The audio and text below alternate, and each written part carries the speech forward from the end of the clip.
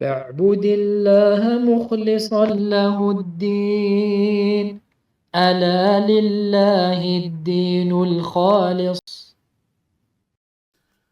الحمد لله وحده والصلاة والسلام على من لا نبي بعده وعلى آله وصحبه أما بعد. Mes chers frères et mes chères sœurs, la moitié de notre année égérienne, la moitié est partie. Elle nous a quitté cette moitié et s'en est allée. Ces jours ont expiré et ne reviendront plus jamais. Et nous, ikhwati fillah, nous sommes encore et toujours dans cette insouciance énorme concernant la mort et concernant l'au-delà, et dans une concurrence exagérée et démesurée concernant cette dunya, ce bas monde qui est éphémère. Nous sommes dans une faiblesse, une négligence, une inertie face aux bonnes actions, dans un retardement perpétuel et constant vis-à-vis du repentir et du retour vers Allah tabaraka wa ta'ala, du retour à l'obéissance à Allah. Combien de fois avons-nous entendu, surtout ces derniers jours, un tel est mort, un tel est parti, une telle est morte, une telle est décédée, rahmatullah alayhi majma'in. Un tel a délaissé ou a laissé derrière lui son argent, sa famille, ses amis. Et aujourd'hui, il est ou sera dans sa tombe, otage de ses actes. Y a-t-il quelqu'un pour en tirer leçon? Y a-t-il quelqu'un pour se repentir de ses péchés? Y a-t-il quelqu'un qui va délaisser ses innovations et ses égarements? Y a-t-il quelqu'un pour s'abstenir d'être en divergence avec la voie du prophète sallallahu alayhi wa sallam et de ses compagnons radiyallahu anhum, avant que n'arrive son jour à lui aussi, sa mort, avant qu'il ne dise avec regret et douleur: malheur à moi pour mes manquements envers Allah tabarak wa ta'ala.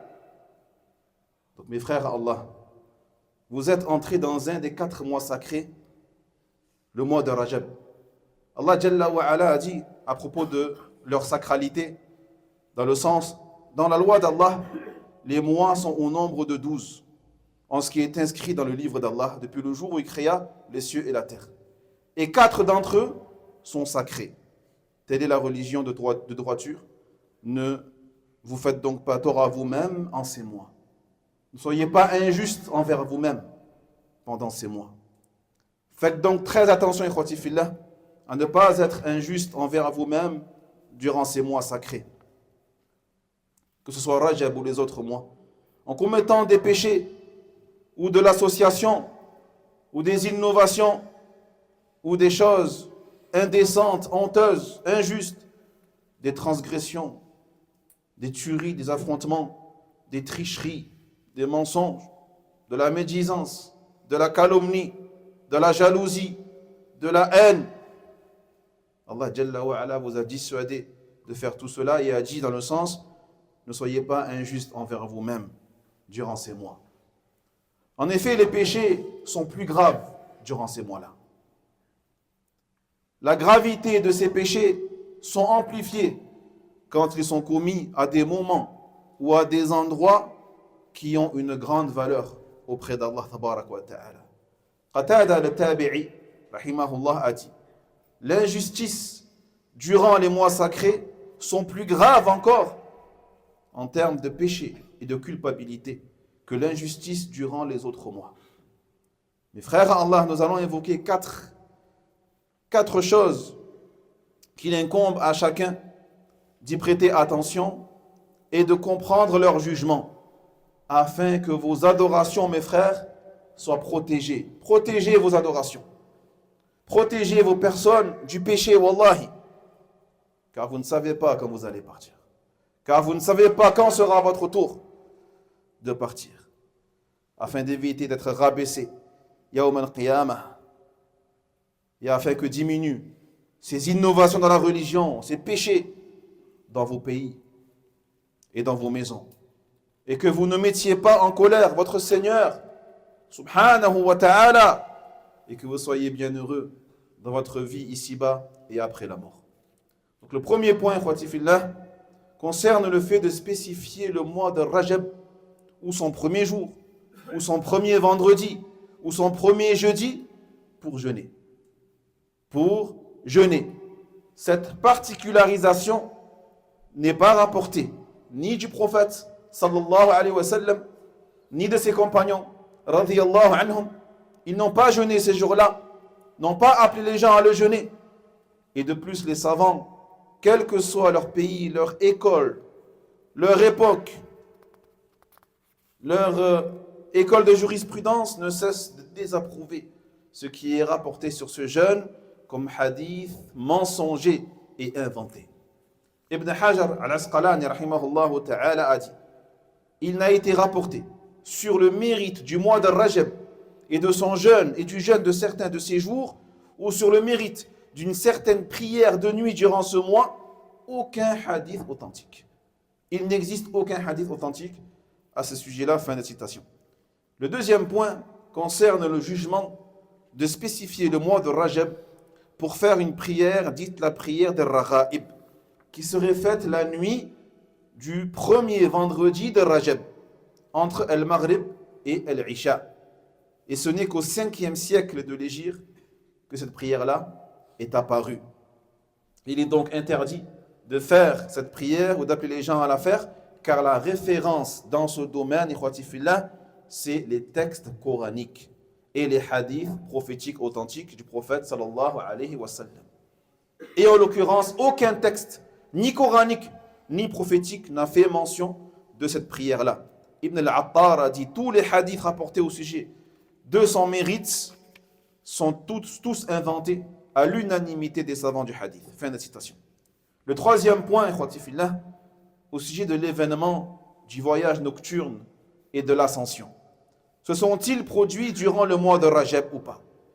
Sachez que cet événement, qui est bien sûr un événement grandiose et un miracle exceptionnel, mais rien d'authentique n'a été rapporté sur l'identification du moment de sa réalisation. Aucun hadith, aucune parole parmi celles des salaf, parmi les compagnons radiyallahu anhum et les tabi'in n'ont été rapportés sur la date exacte de cet événement-là. Les savants ont divergé donc grandement sur sa datation. Ibn al-Attar a dit: certains d'entre eux ont dit que l'ascension et le voyage nocturne se sont déroulés durant le mois de Rajab. Mais historiquement, cela n'a jamais été confirmé. Cela n'a jamais été confirmé. Fin de citation.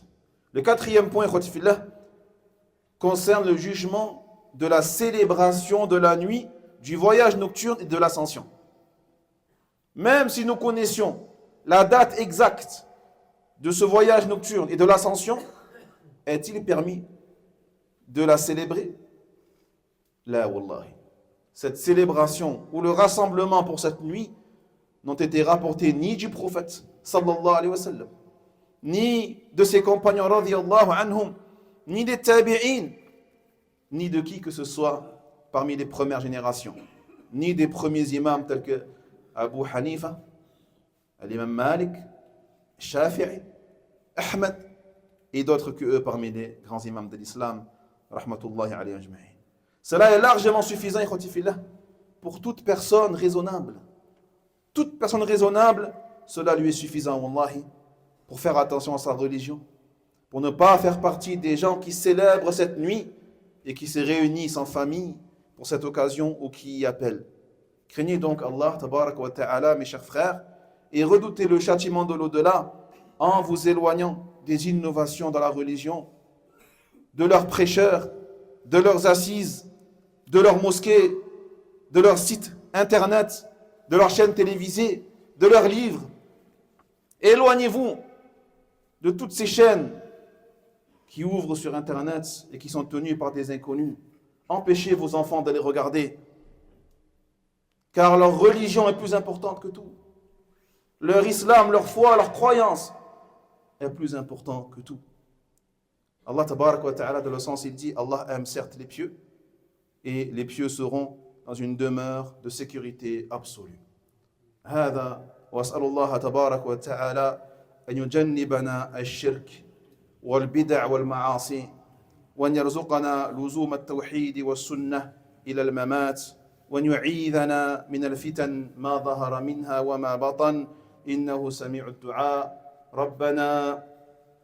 ربنا لا تؤاخذنا إن نسينا أو أخطأنا ربنا لا تزغ قلوبنا بعد إذ هديتنا وهب لنا من لدنك الرحمة إنك أنت الوهاب. ربنا ظلمنا أنفسنا وإن لم تغفر لنا وترحمنا لنكونن من الخاسرين. لا إله إلا أنت سبحانك إننا كنا من الظالمين. اللهم صل على محمد وعلى آل محمد كما صليت على إبراهيم وعلى آل إبراهيم إنك حميد مجيد. وبارك على محمد وعلى آل محمد كما باركت على إبراهيم وعلى آل إبراهيم إنك حميد مجيد. الله أعلم. وينجي الله الذين اتقوا بمفازتهم لا يمسهم السوء ولا هم يحزنون.